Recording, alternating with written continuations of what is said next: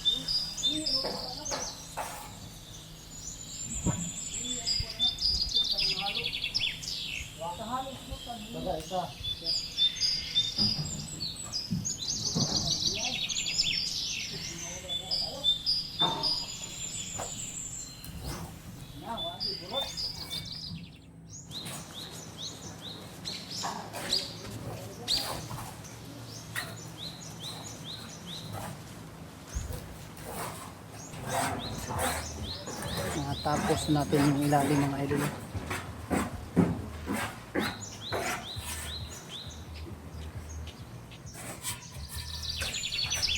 Natapos na natin ilalim mga idol. Ayan. Tapos na.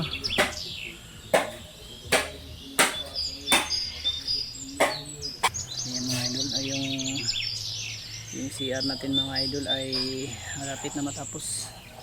Kaunti na lang talaga. Mamaya ay kakabit na natin dito yung mga ano mga idol. So yung kulang na sahig ay kakabit na natin mamaya. Dito po yung mga ano natin, oh. Yan. Dami yan sila. Ayan. Ayan.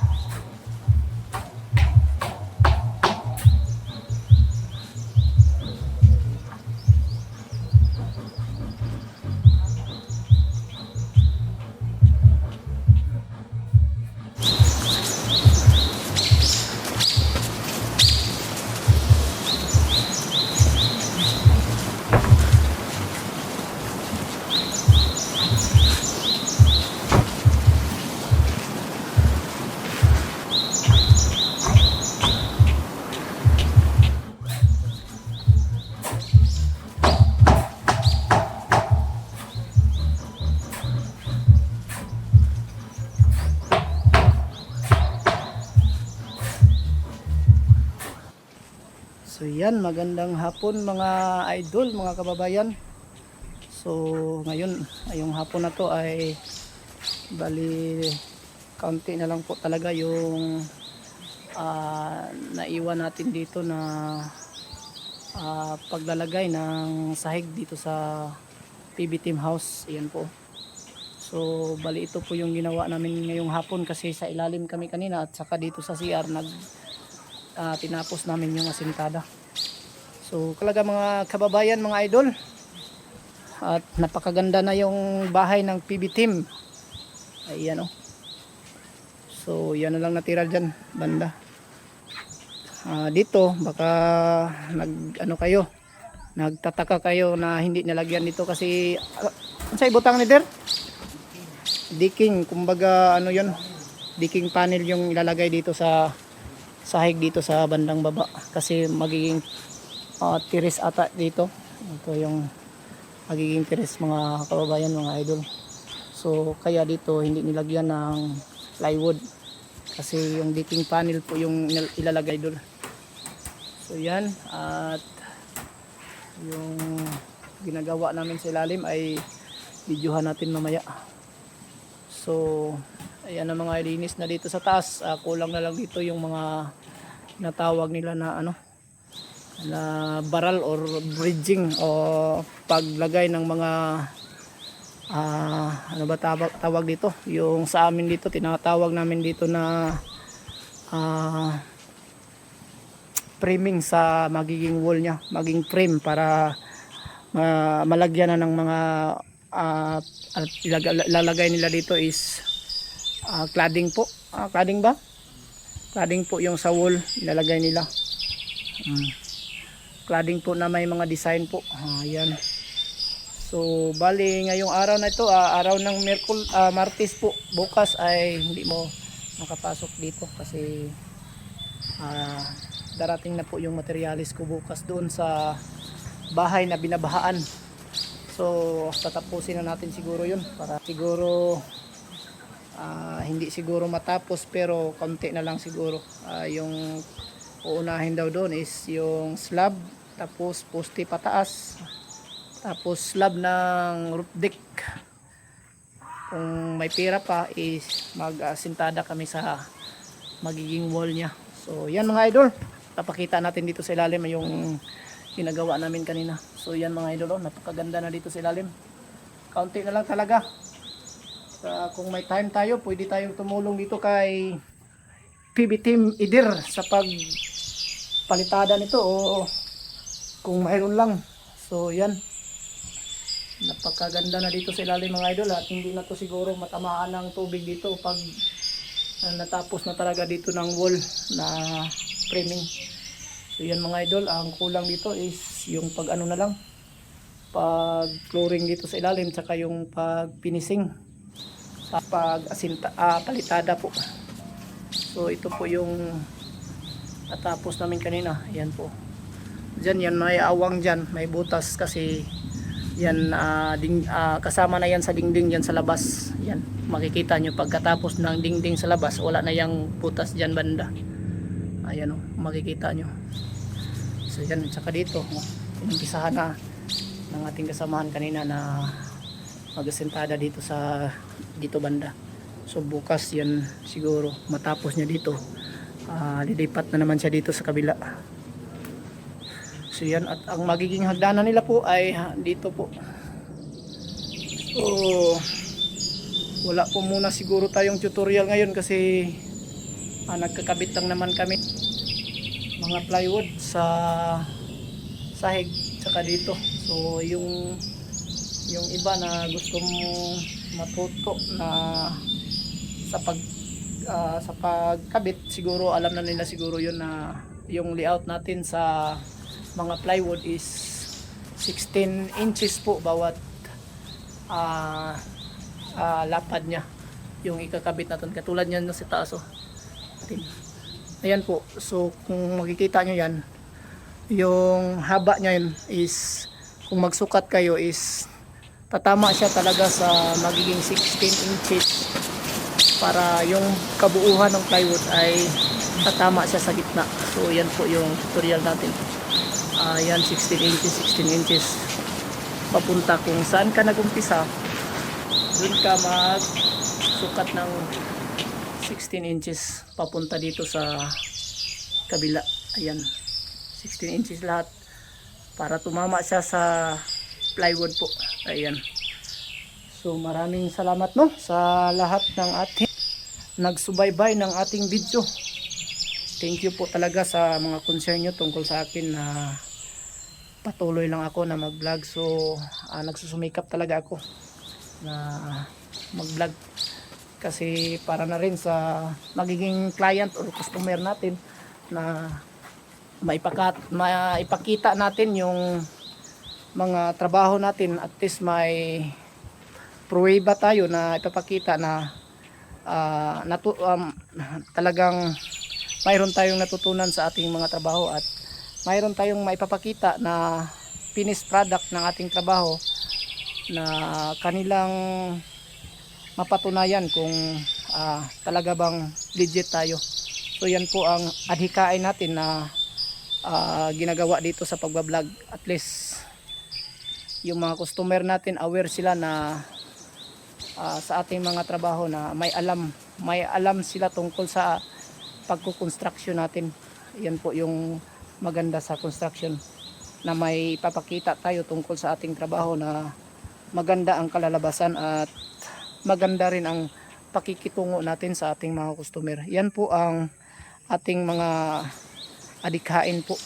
Yan po ang aming gusto na magbablog, kasi gusto namin na sa trabaho namin ay aming maipakita sa kanila po. Ayan.